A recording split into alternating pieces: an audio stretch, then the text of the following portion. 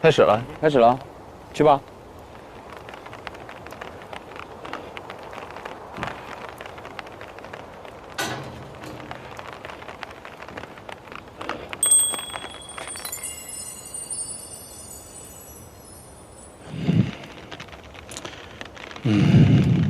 OK。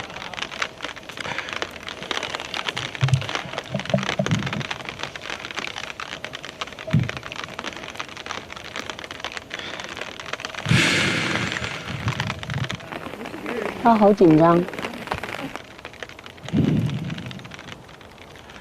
如果我是一只龙虾的话，龙虾困住我的就是虾壳；如果我是大闸蟹的话，我就是被那几根草绳困住；如果我是只鸟，困住我的就是天空。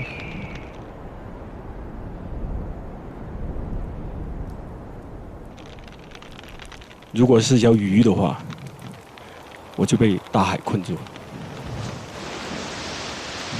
如果是一瓶酒，酒瓶就把我困住。但是我是人，人被什么困住了？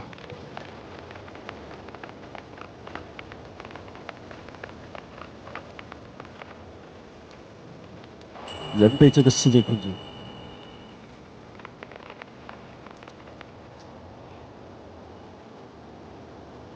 以前我总觉得就是会，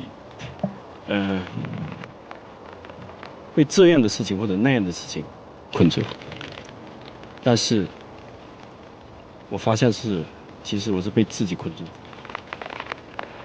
因为我相信了那个故事，那个故事是诉说出来的，所以我在故事中困住了自己。但是，我自从来到第5季桃花坞，我老是播一首歌，那首歌是大卫林奇的《双峰》，我几乎每天要听10几20遍这首歌。所以，此时此刻，我也是被这首歌给困住了。我想再播一遍，分享给大家听听。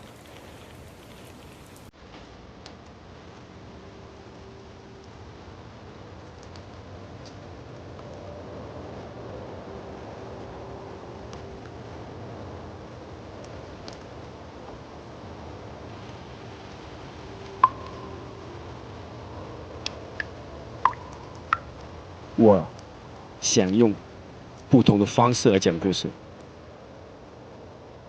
我也想用新的方式去看待那个牢笼，那个故事。我希望我的故事是独一无二的，因为我是人，但是也是其中一个叫人口的人。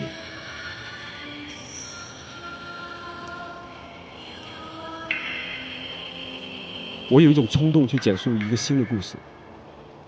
对 ，OK， 我想我说的差不多了。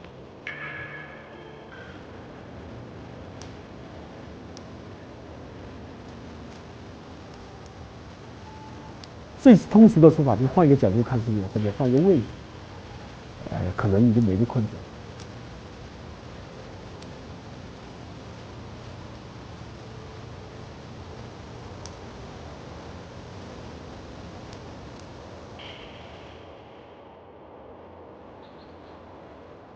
好好听哦。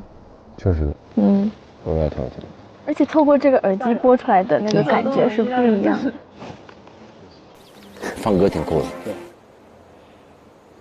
姐姐哭了。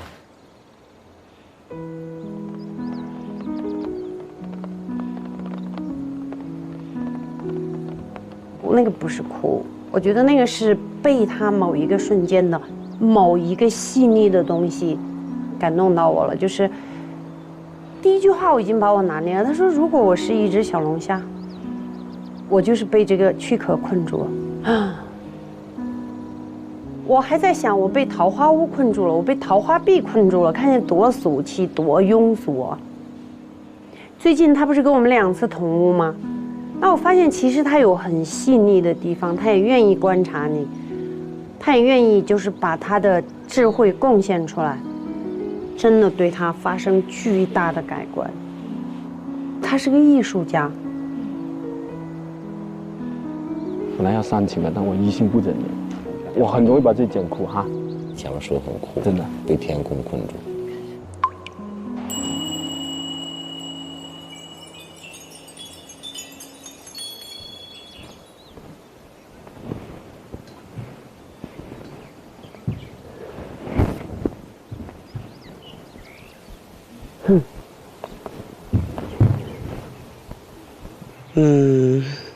这个话题可以很轻松，也可以很沉重。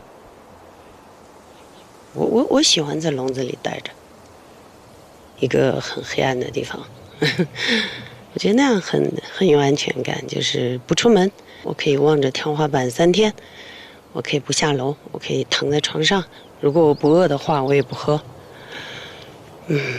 我觉得那就是一个补充能量的好的机会。其实我们周围都有很多的笼子，我想了想，大概我就是这种不被定义的人，然后我喜欢进进出出。我不是一个专一的人，我没有长性，这点我可能跟我不知道，可能冒犯你啊，任科，我觉得这点我还是蛮跟你有同感，就是没有长性，喜欢尝试新的东西。人生就应该像水一样，去到任何的容器都可以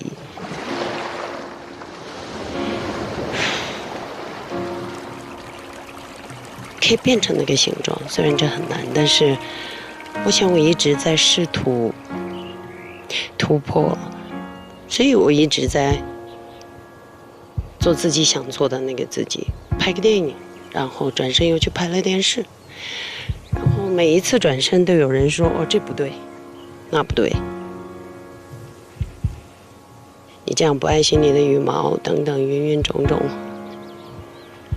所以有的时候我觉得，如果我要是能够自己安静的待着，那比较好。但是我又同时是个极端的人，我又来了一个非常热闹的地方。你看，我喜欢热闹，但是同时我又很安静。我的基因大概是悲观的，但是我一直非常积极的活着。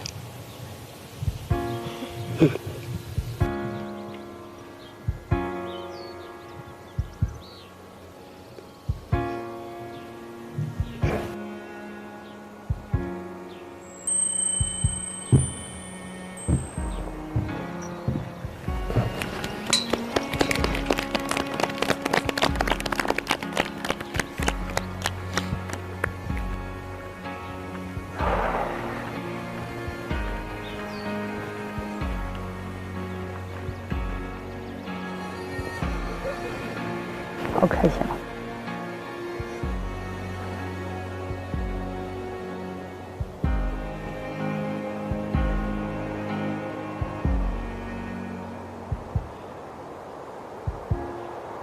加油，姐！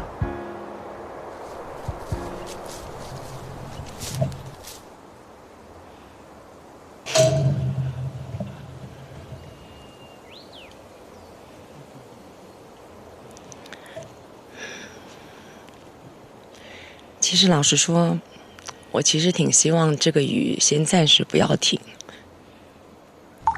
从小我是一个江南女孩，所以习惯了听雨打在屋檐上的声音，那是我一种安全感。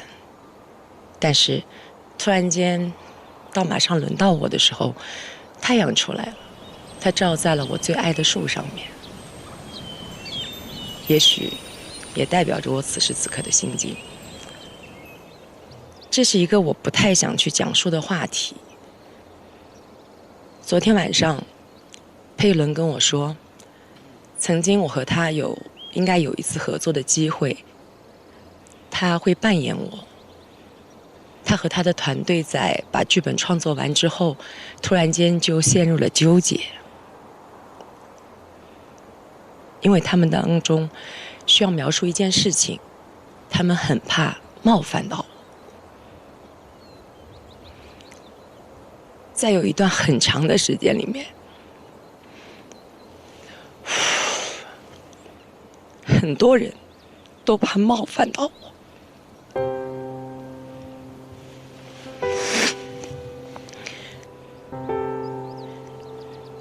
在2024年的时候，我跟我老公一起去参加一档节目，叫《爱的休学旅行》。刚刚开始，我记不住我们同行的嘉宾的名字，我就问我老公让他帮我记。我老公说，大家会原谅你。其实他只是无心的一句话，当时我就觉得我被冒犯。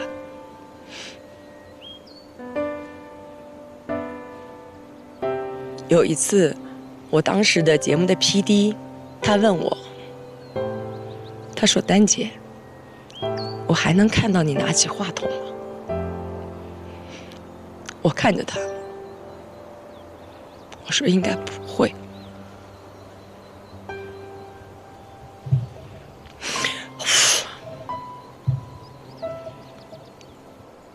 但是我被困5年。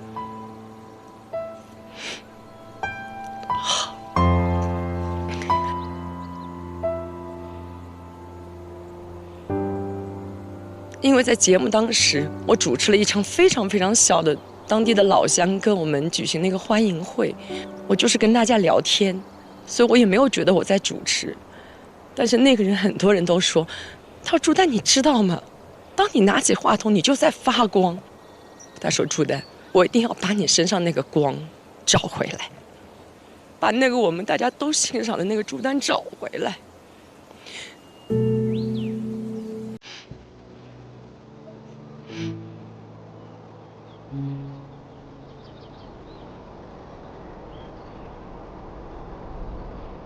然后，我亲爱的奚梦瑶，她在一个重要的舞台上摔倒了。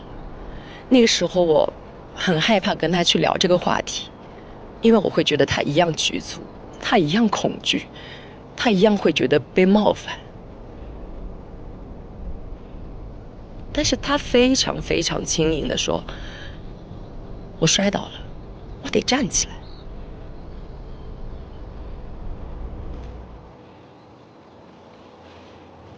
那一刻，我心满释放了。原来有时候，只是因为我自己不够勇敢，所以才会经历这5年。但原来只要有一束光，只要有一份勇敢，其实推开那扇门，也并没有那么难，因为那扇门上本来就没有锁。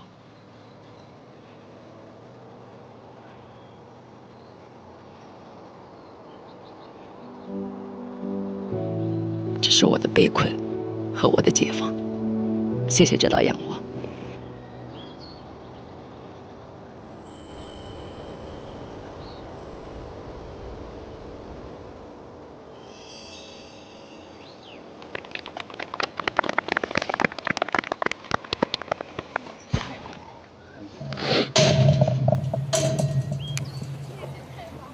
珍姐，我们找机会把那个作品我们再搞了，好不好？好的。加油，姐 Thank you。下一个我，下个是你了，好期待！加油，微微，一直在听着你的哦。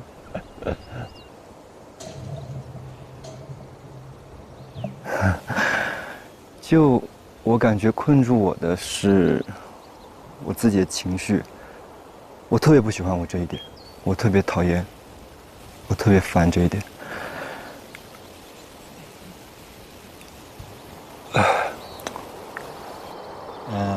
我奶奶过世了，她送给过我一个手串。然后有一次，我去我一个朋友家玩，然后我朋友的小孩把我手串给弄掉了，珠子洒一地。我当下第一刻的反应是跟他说：“啊，没关系，没关系，没事儿，没事儿。”但是，我心里我很想抽我自己。我觉得自己不孝顺。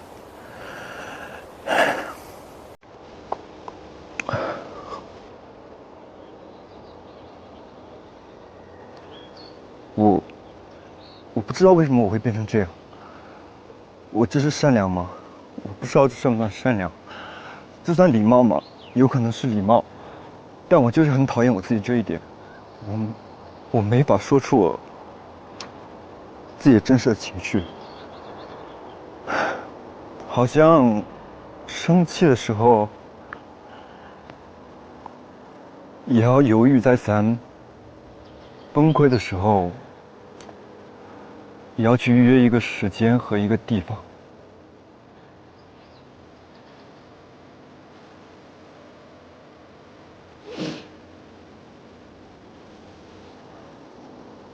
我无数次夜里一想到这个场景，我都会大喊一声。我也会真的，我会扇我自己。我不知道为什么我当下会说出那样的话，我对自己很失望那一刻。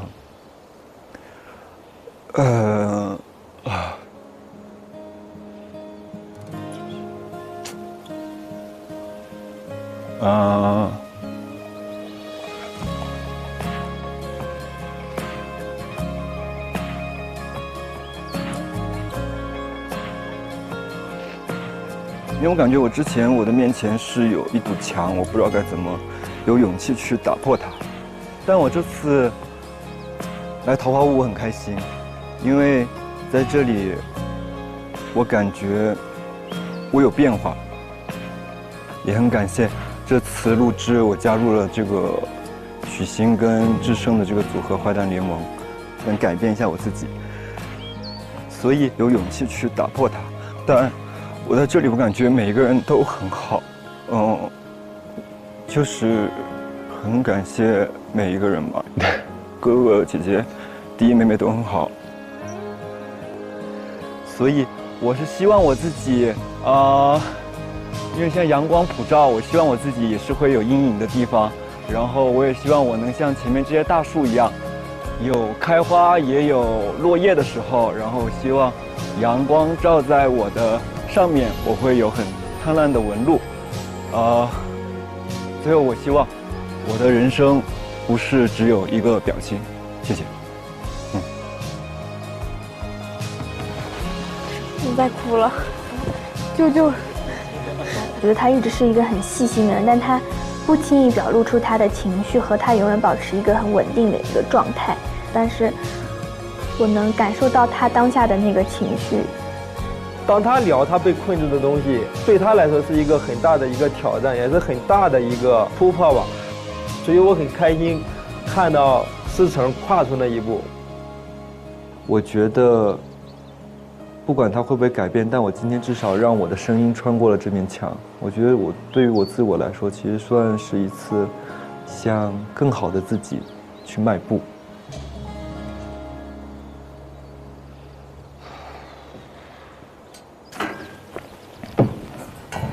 哎呀，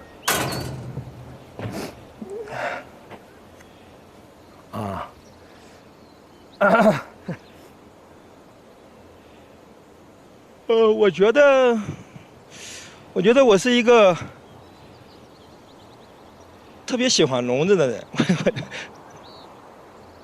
我小时候最喜欢的就是一个人给自己搭一个很小很小的空间。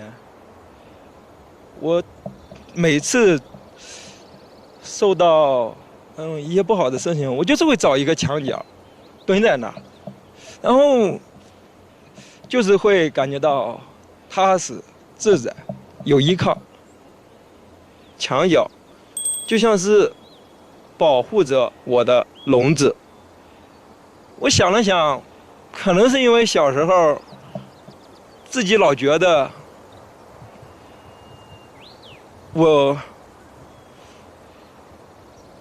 老觉得自己拥有的东西很少很少很少，少到不值得被认真对待。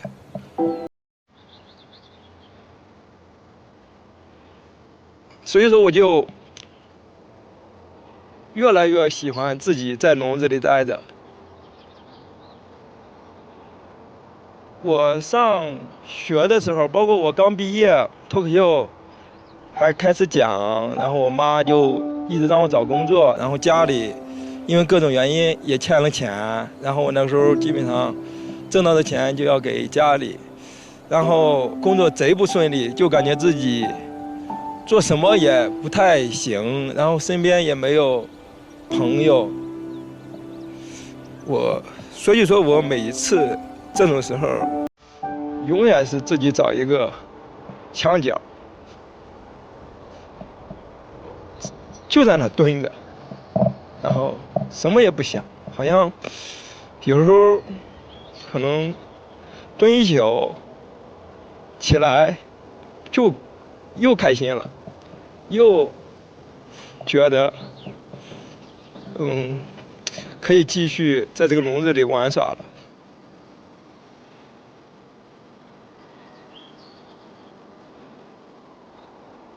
刚毕业的时候也是，有一次我突然就意识到自己又在找笼子，我觉得很害怕，因为我当时身边有很多朋友，但是我依然在那个时刻选择了笼子。我觉得笼子给我的安全感比那些朋友给我的安全感要强。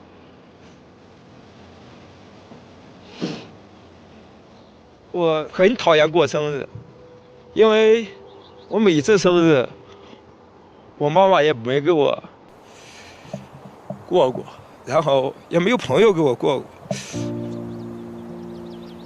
然后小辣给我安排了特别温馨、特别让我觉得被认真对待的一个生日。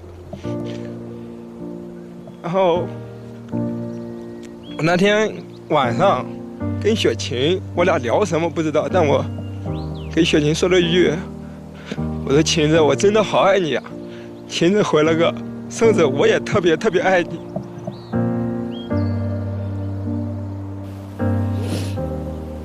有一回，有一个大哥认出我来了，他要上来，因为他喝了酒，就动作比较粗鲁，但能够挡在了我的前面。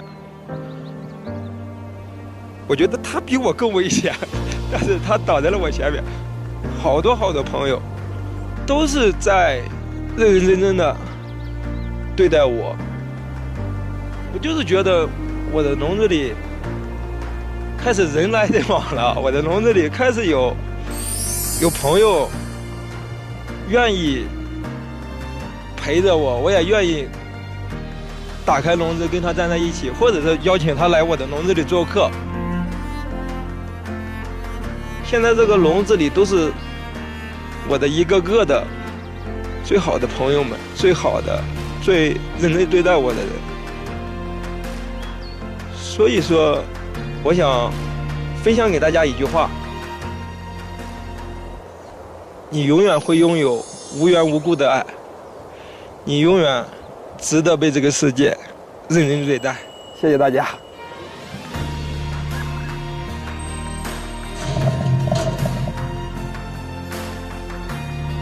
哎，志尊送给你。哎呀，谢谢。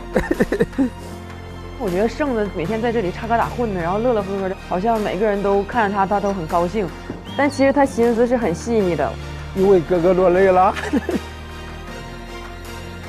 因为我们两个都属于那种当下不会说什么太肉麻的话，但是一提到我给他过生日那一段，我也一下子非常的感动。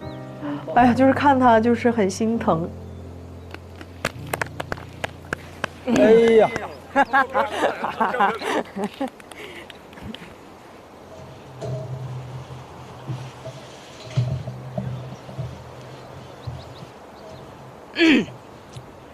我初中的时候救过一只流浪狗。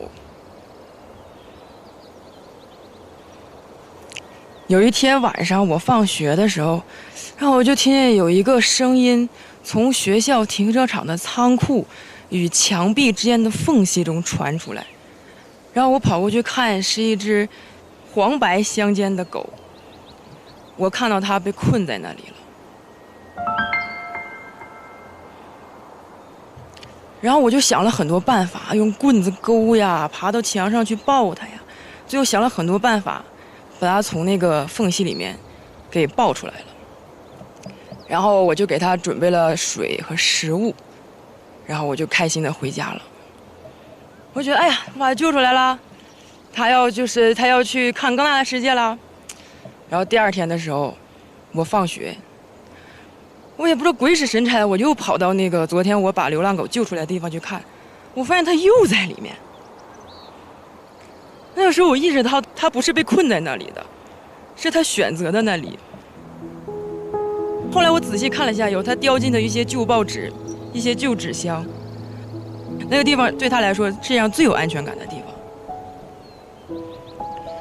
后来我就升学了，我也没有再见过这只狗，我把它也忘了。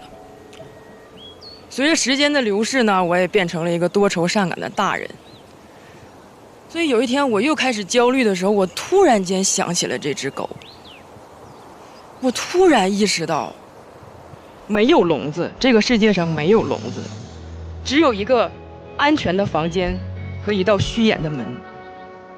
我想进来就进来，我想出去就出去。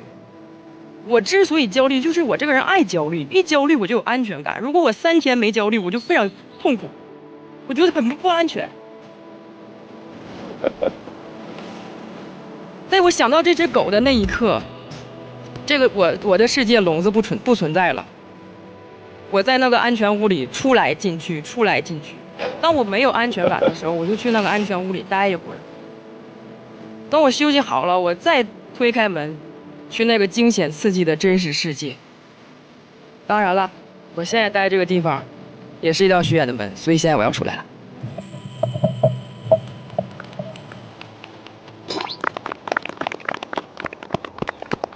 愉快不？说得好。又读维特根斯坦了，听哲学。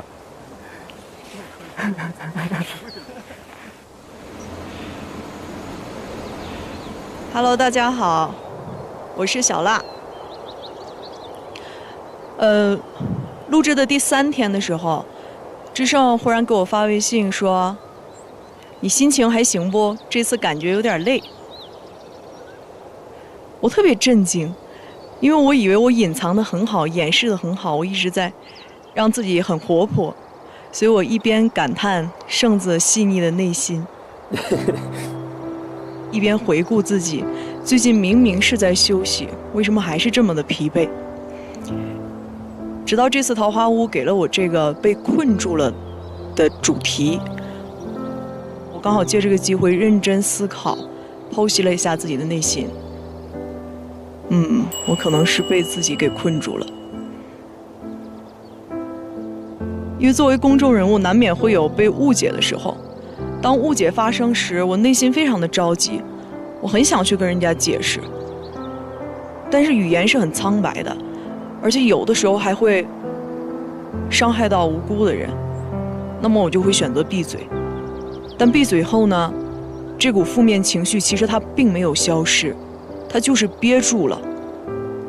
它会在某一刻遇到一个刺激就失控了，然后又会造成新的误解，又伤害新的人，陷入了死循环。我一直在反复琢磨，我反复犹豫，我在后悔，我在挣扎，我在给自己制造恐惧，制造痛苦，把我给耗没电了。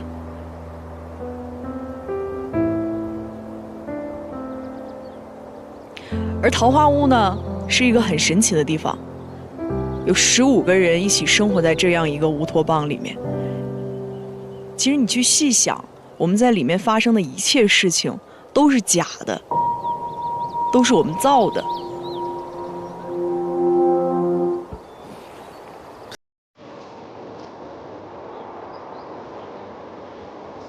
但是我们的情绪，我们的情感是真的。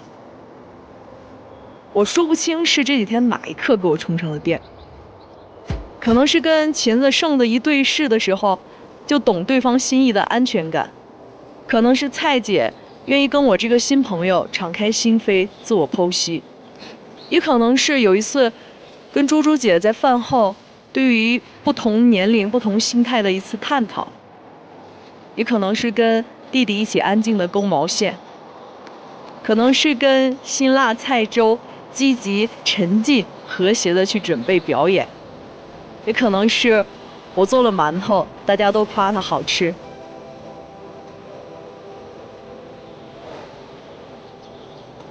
原来我自己给自己建造的牢笼是不堪一击的，只需要我的朋友们轻轻一掰就可以把我救出来。桃花坞也见证了我从辣妹到辣姐。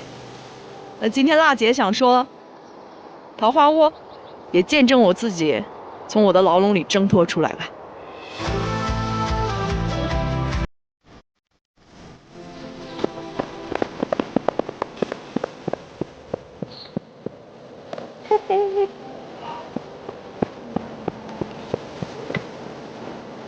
辣姐说的真好，真的假的？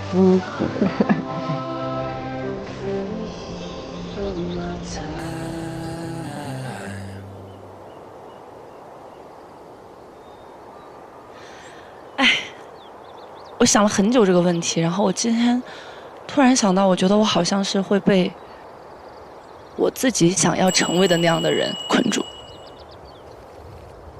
就是我想象中的自己，我希望自己成为一个非常的 easy come easy go 的人，但是就是在这个过程中，我发现我根本做不到。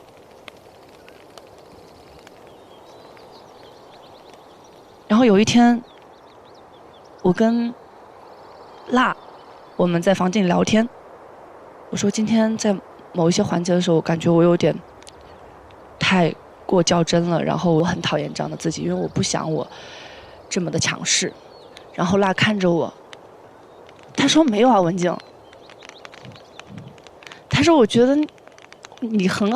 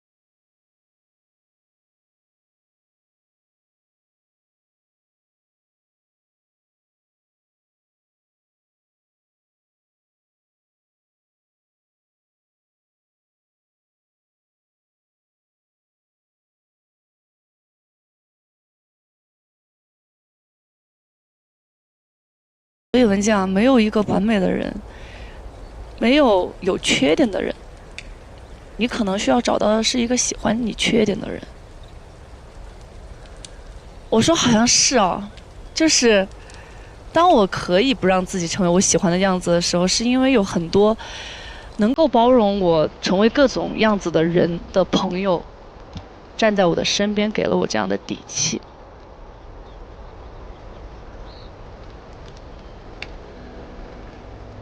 在桃花坞的过程中，我每一次都比前一次要强大，每一次都要比前一次释然。不要再在自己的人生路上 push 自己了。谢谢你们听我讲了这么久，谢谢。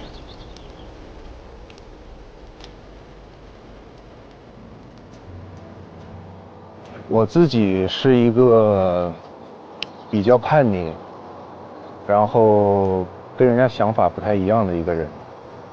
我觉得我被什么困住了呢？想了一下，就是被自己困住了，自己的想法困住了。那又如何呢？我觉得。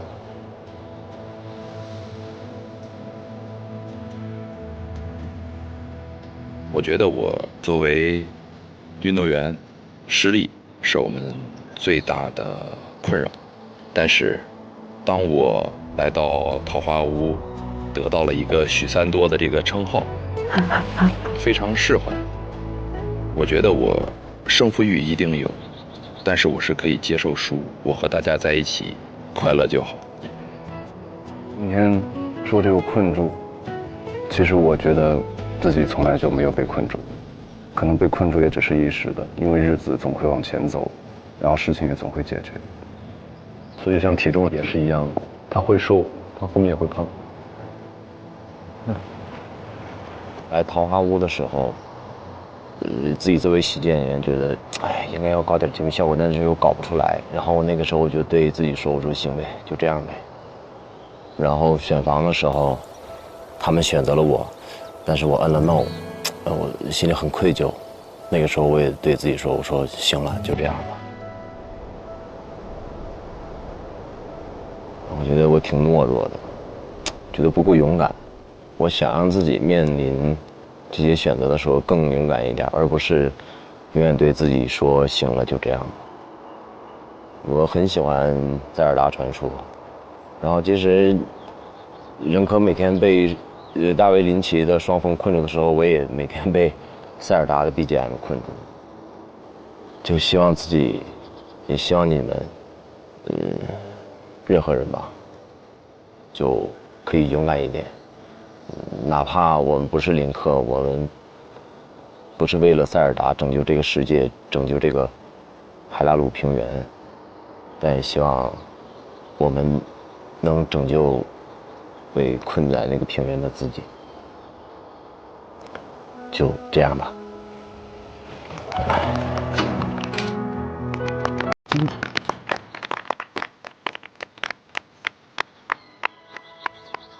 天晴了。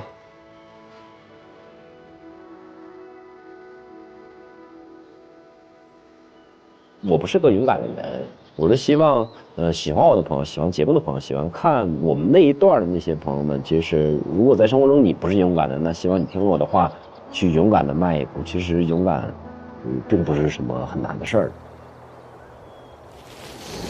怎么办？我不知道说什么。那你就开心点，是不是？没有东西能困住你，挺好的。哇，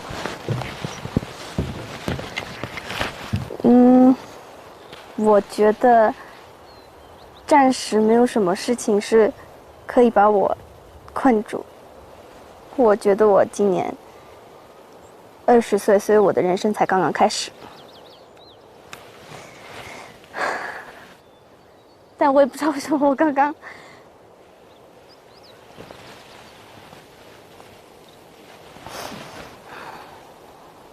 可能听你们说话就一直哭，可能我也不知道为什么，但就是可能比较爱哭，觉得很感动。OK。啊，对，我觉得，比如我的困住，可能是我现在被我一直哭而困住。等会儿把墨镜戴上，太丑。太可爱了。OK。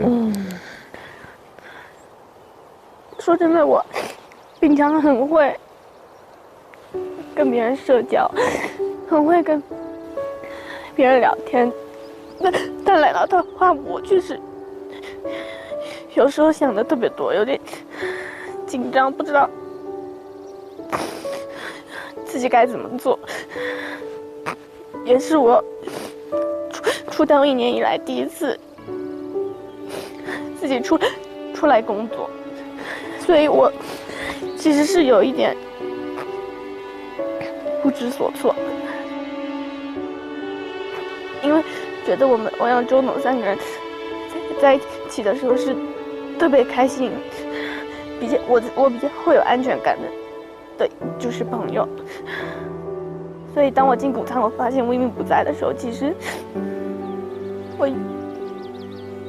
我是有一点点难过，但是我当下没有完全的意识到，而是等到我一整天下午都没有见到他，我在谷仓门口的楼梯看到他，我说微明你怎么在这？我感觉我好像就是好久没有看到你。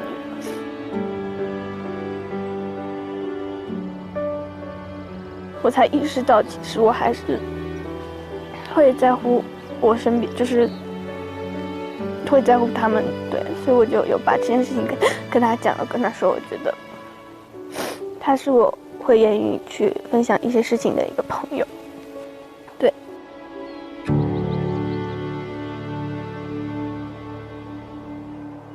然后我觉得也差不多了，我也不想再说下去，我突然觉得可以了。然后我想对我妈妈说句话，因为今天是母亲节。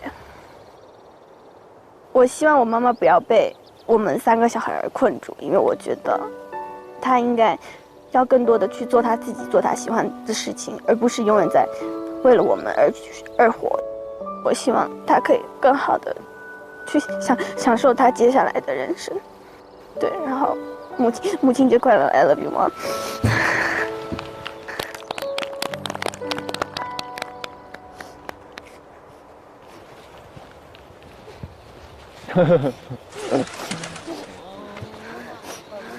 很好，快为伟道歉，快点给我们道歉，给这欧阳周董道歉。为啥？怎么了？为什么抛弃了欧阳周董，自甘堕落到坏蛋联盟？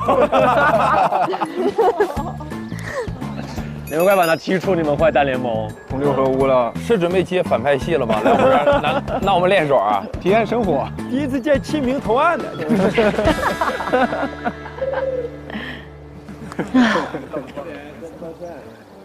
到你了，到我啦！啊，就是我了是吗？对。天哪！哇！天哪！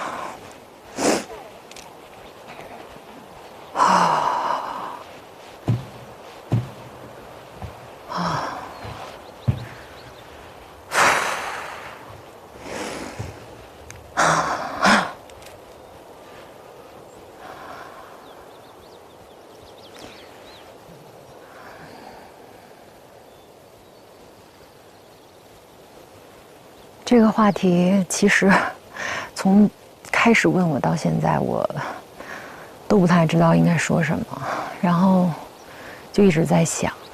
然后我最开始听到任科的那首诗的时候，我是很震撼的啊。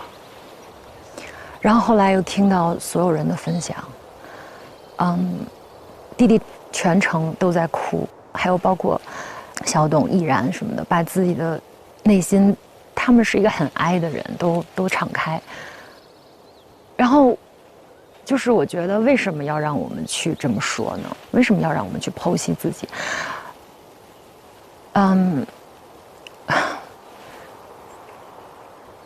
这些话应该都是我们对最好的朋友、最信任的人或者心理医生说的。我也想过，可能要把自己内心的很多东西挖出来，但是又觉得很没有安全感。然后后来又想说，要不然分享点有的没的算了，但是又觉得那就更没有必要了。所以我被这个话题困住。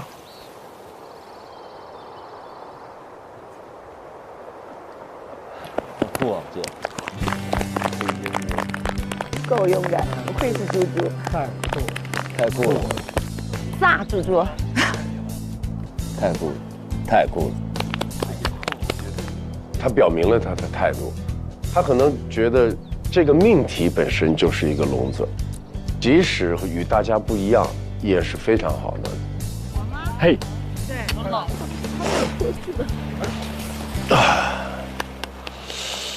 峰哥，好期待峰哥。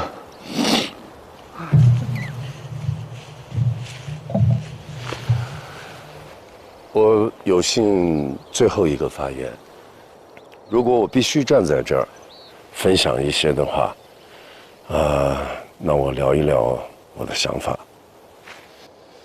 其实我们每个生命都是哭泣着来到这个世界上的。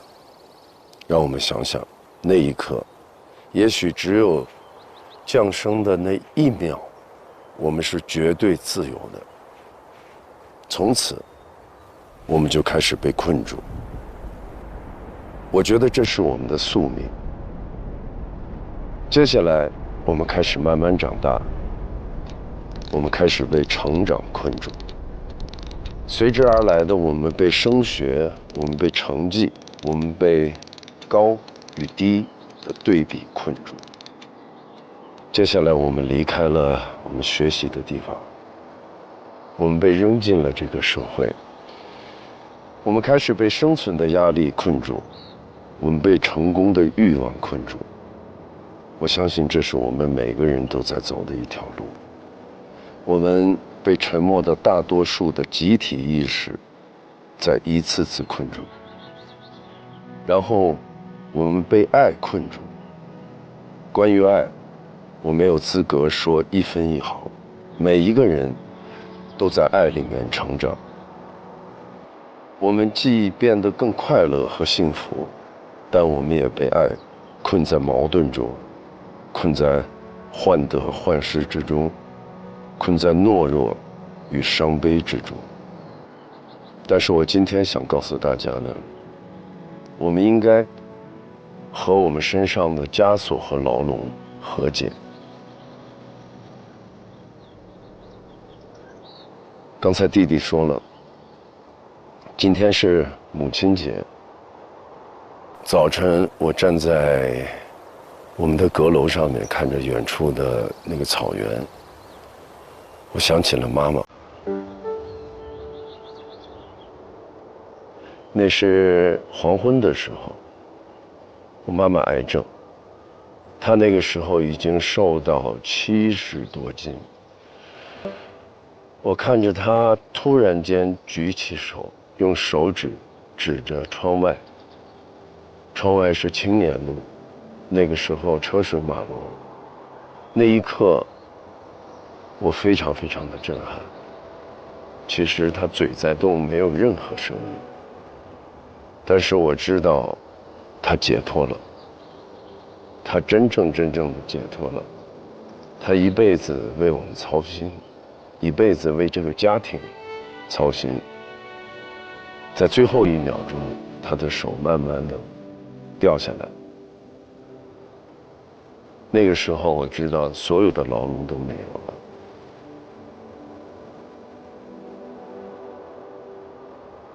也许有的时候一个牢笼是一件好事儿，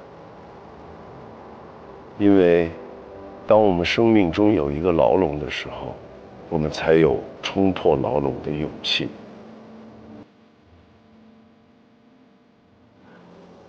祝愿你们每一位开心快乐。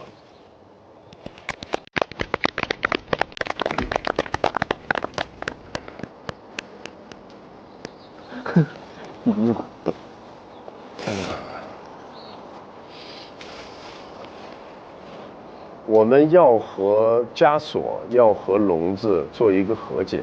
这个和解不是屈服，你注定会是笼中人，但这又能怎样？从我们出生那一刻开始，我们就有枷锁。你说它可怕吧，也可怕，可是你说它有多么可怕，不至于。觉得大家都在那个不知所措、不知道要说什么的时候，暴露了一些比较真实的自己。这是让我比较来劲儿的，比较有兴趣的，因为我觉得从这些更细节的东西、更微小的东西能让我更多的认识到它。